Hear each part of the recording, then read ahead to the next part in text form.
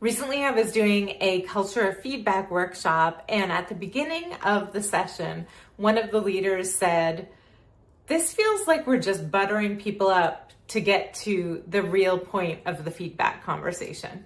And I'm glad he said it out loud because it's what most leaders are thinking. His comment revealed a really common assumption that feedback is only about fixing. Feedback is about fixing the problems, correcting what's wrong, and it only happens when things aren't going well.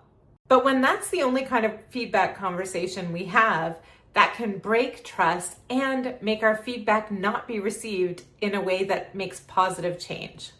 Based on our research and experience, we know that leaders need to give much more positive feedback than corrective feedback in order to be seen as effective managers. And I've seen studies where it's a 4-to-1 ratio all the way to a 20-to-1 ratio. In my own experience, when I spend time talking about wins and things that are going well for leaders and having them share what's happening with that, what their thinking was behind creating that win, what got them to that stage, they're learning through that discussion and they're gaining a ton of value and building trust with me in the process. So that's why we use the blues and oranges feedback model.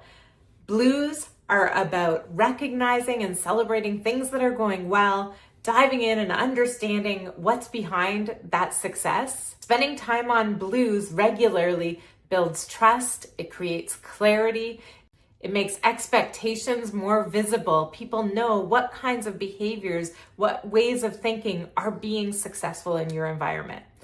On the orange side, yes, sometimes oranges are about correcting behavior, but a lot of times oranges are about finding a new challenge, trying something new.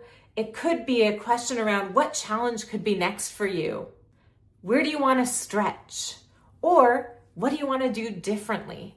So these are opportunities for new growth. That's what the orange side is about. It's not about punishing, it's about developing.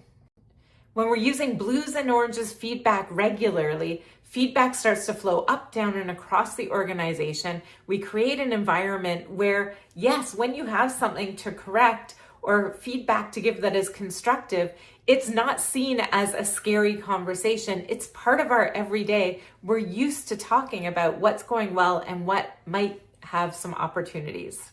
This kind of model helps you move from defensive to developmental feedback.